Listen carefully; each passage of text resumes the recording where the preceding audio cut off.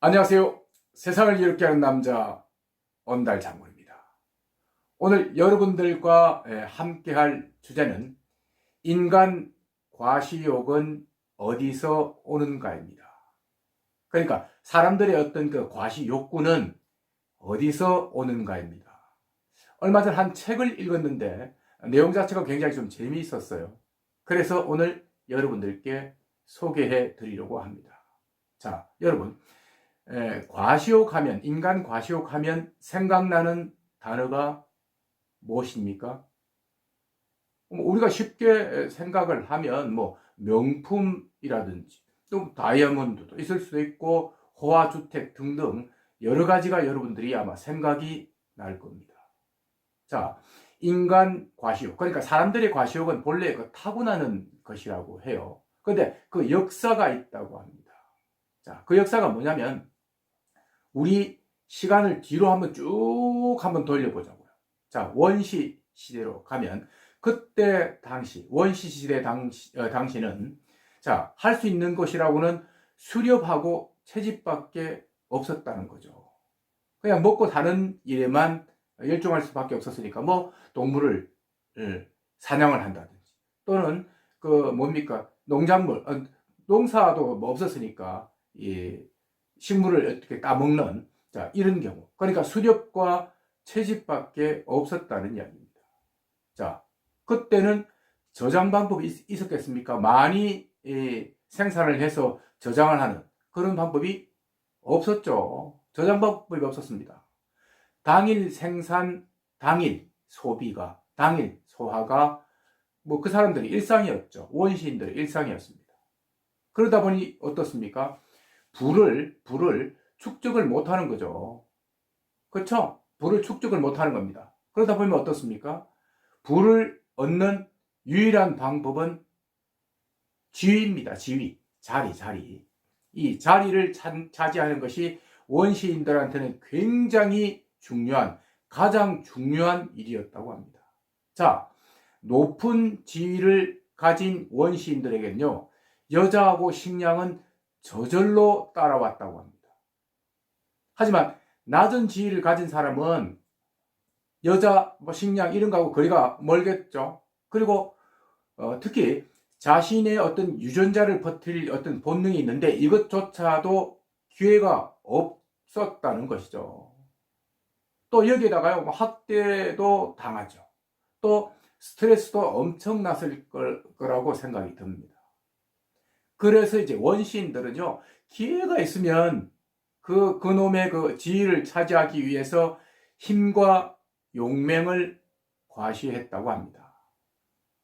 따라서 이제 원시인들에게는요, 과시한다는 것은 거절할 수 없는 유혹이었다. 또 생존을 위한 본능이었다고 합니다. 그야말로 처절한 것이죠. 그러니까 지금처럼 겉모습, 거칠을 위해서 과시를 하는 것이 아니고 살아가기 위한 하나의 방편으로 과시가 필요했다는 이야기입니다. 자, 아직까지 남아있는 원시 부족 전통에는요, 이제 적의 머리를 베어와서 부족장의 집 앞에 걸어 놓는다든지, 또 남자 혼자서 호랑이 사냥에 나선다든지, 그야말로 참 무식한 일이죠. 이런 일들이 남아있다는 것이죠. 자, 이게 무엇 때문에 그렇다면 본인의 어떤 힘과 용맹을 과시해서 지위를 찾기 위한 하나의 행동이라고 볼 수가 있습니다. 자, 여러분. 시대는 변했지만 현대도 마찬가지죠. 상황은 조금 달라요. 하지만 이 과시하려고 하는 본능은 원시인 때나 지금이나 같다는 이야기입니다. 자, 지금은 어떻습니까? 사람들이 체면 또 과시 본능 때문에 아주 큰 집, 우리가 이제 고래등 같은 집이라 그러죠. 아주 큰 집을 소유하려고 하고, 또 어떻습니까? 분수에 넘치는 차를 소유하기도 합니다. 자, 음식도 어떻습니까? 물론 대부분이 요즘은 적게 먹고 하긴 합니다만, 일부는 그야말로 먹고 남을 정도로 많이 시키고, 옷도 자기 분수에 맞지 않은 옷을 시켜서 그야말로 치장하기를 좋아하는 것이죠. 자, 이게 현대인들의 하나의 과시욕이라고 합니다. 자, 특히 한국인이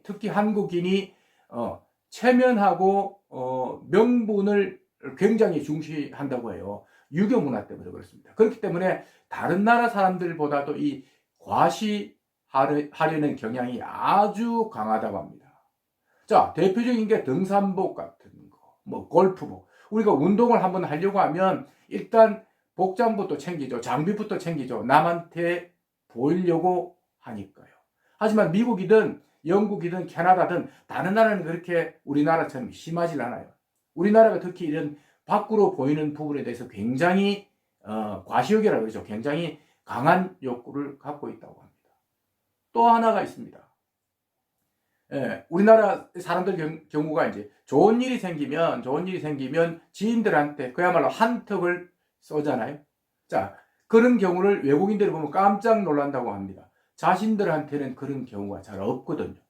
하지만 우리한테는 굉장히 이게 미풍양속으로 받아들일지는 몰라도 외국인 입장에서 보면 그야말로 그건 하나의 과시야라고 생각을 한답니다. 또 미국인들도요, 한국인들이 이민을 오면 제일 먼저 하는 게 큰 집 사고 큰 차를 사는 것이라고 합니다. 자, 이런 것을 보고 미국인들은 한국인들을 이해를 못한다고 합니다. 자, 하지만 자수성가한 사람들은, 실속이 있는 사람들은 그렇게 하지를 않죠. 과시보다는 근검절약, 그리고 체면보다는 실속을 챙기는 것이 이 사람들의 어떤 생리죠. 저도 이제 아주 큰 부자들에게 이제 점심 식사나 저녁 식사를 초대를 받아서 갈 기회가 참 많았거든요. 근데요, 거의 대부분이요, 기대했던 것과는 아주 다르게 이 사람들이 차려놓는 밥 또는 주문한 식사가 아주 그야말로 소박해요. 설렁탕이라든지 비빔밥이 단골 메뉴입니다. 하지만요, 이 사람들이 일반인과 다른 것은요, 평상시는 돈을 아껴요. 많이 아껴요. 하지만 꼭 써야 될 곳에는 과감하게 지출을 한다는 것입니다.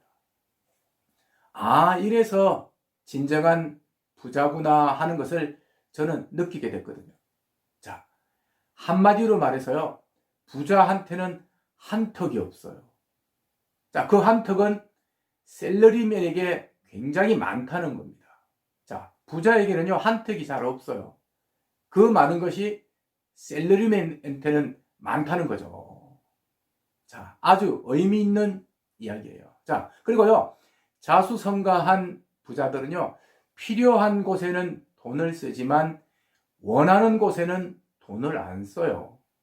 자, 무슨 이야기냐? 자, 우리가 음식, 생필품 같은 것은 이 사람들한테는 필요한 것이라고요. 꼭 산다고 합니다. 하지만 1년에 한두 번쯤 쓸까 말까 한 장식품은 이 사람들이 원하는 것이라 생각하는 거죠. 지출을 잘 안 한다는 겁니다. 굉장히 의미 있는 이야기죠. 자, 오늘 이야기가 여러분들이 실속 있는 생활을 할 수 있는데 조그만 도움이라도 됐으면 좋겠습니다. 고맙습니다.